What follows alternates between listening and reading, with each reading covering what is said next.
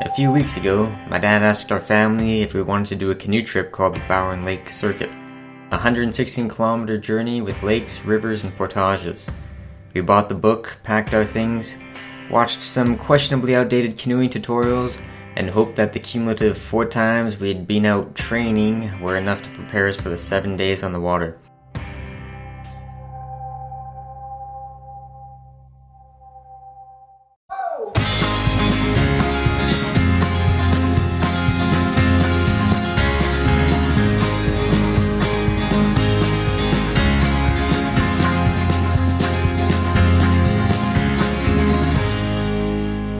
Said to her, my dear, I write a love song. I couldn't make the words come from my mouth, so I left her in the morning with my clothes on, anticipating winter heading south.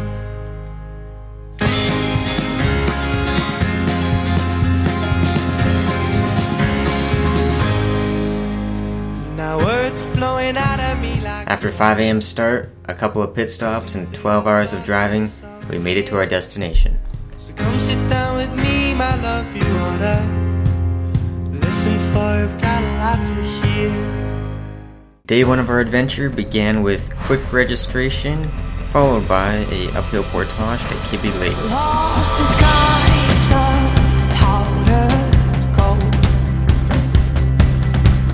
caught in clouds of silver rose, showered by the empty holes.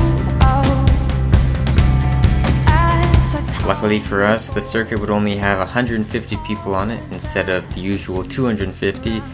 However, unlucky for us, it didn't take long to realize our waterproof jackets weren't quite as waterproof as we had thought.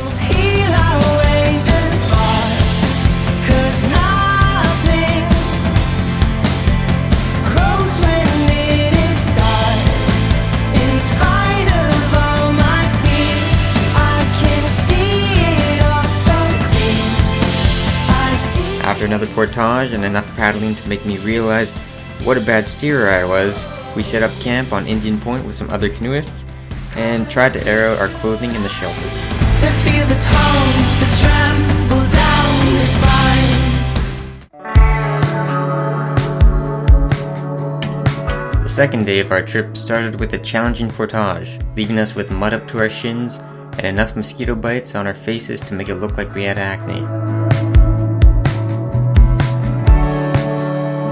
Colors of Colorado,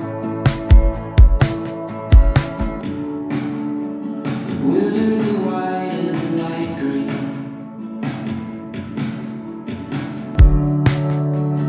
ripped up t-shirts. Due to white-capped waves, a strong headwind, and impending rain, we stopped at a cooking shelter in Wolverine Bay. 17.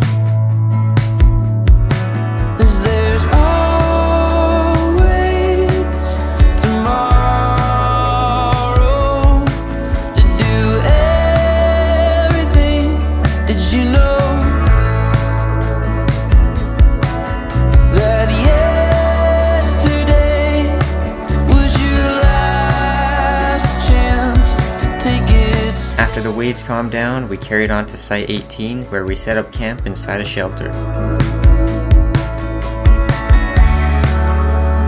Little red shed in the Fatigue and malaise, likely due to hypothermia the night before, knocked me out, and unlike my parents, I slept through the mice.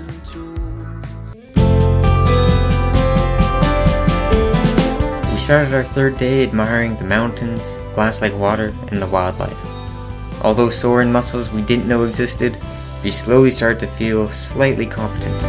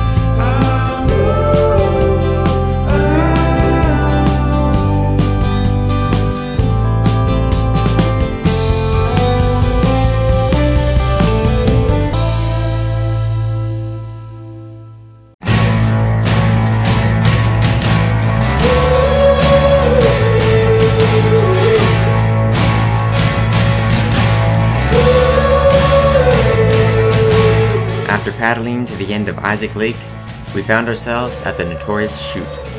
Quick moving water recommended for experienced canoeists, something that we definitely were not.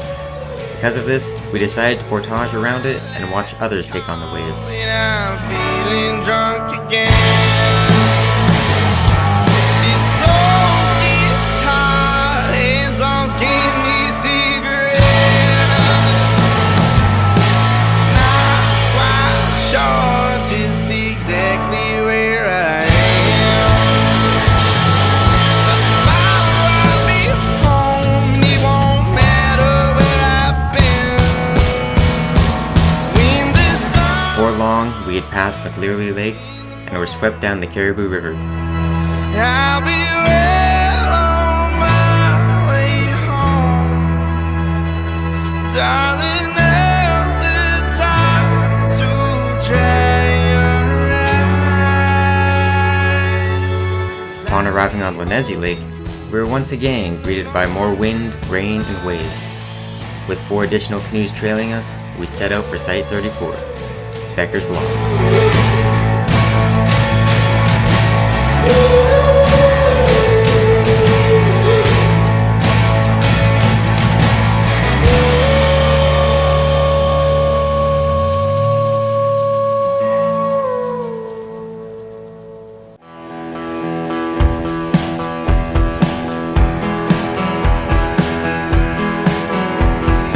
In typical Bowron Lake fashion, our 5th day on the water gave us beautiful views paired with our fair share of off and on rain. We optimistically believed that as we left Lanesi Lake, we would be leaving the rainforest behind us. Time being time, I know it's time to leave.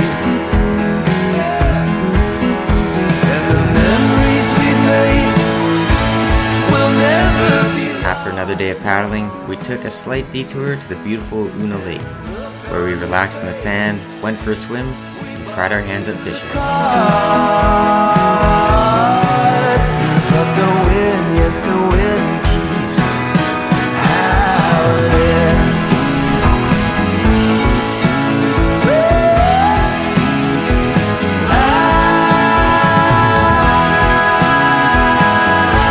I'm making you shake.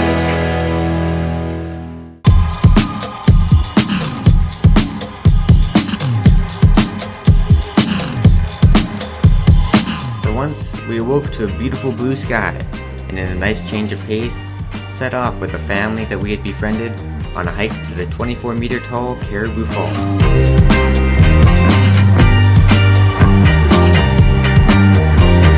Climbing up through the window, up to the rooftop. Seagulls swung on the railroad. All we could do was walk.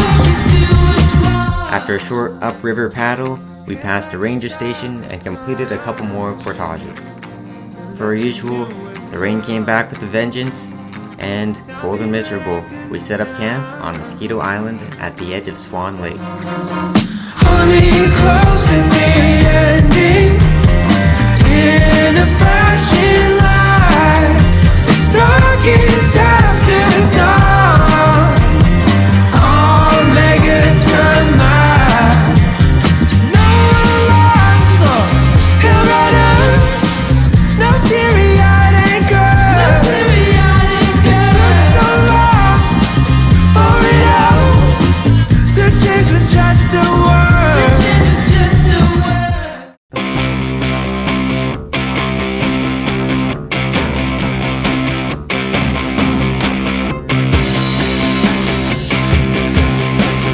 After days of hard work, we were on the home stretch, Bowron River and Bowron Lake.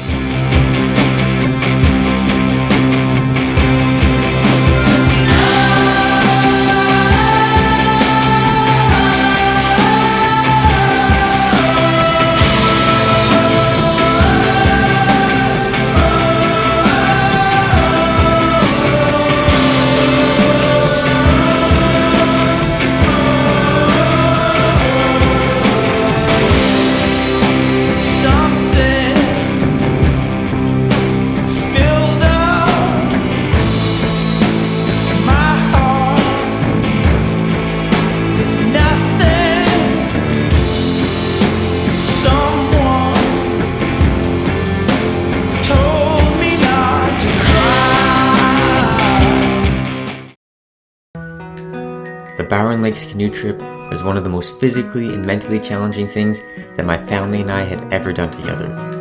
There was beauty, but lots of rain, peace, but mosquitoes, fatigue, but fulfillment. There were times where we wanted to go home, but times where we wouldn't want to be anywhere else.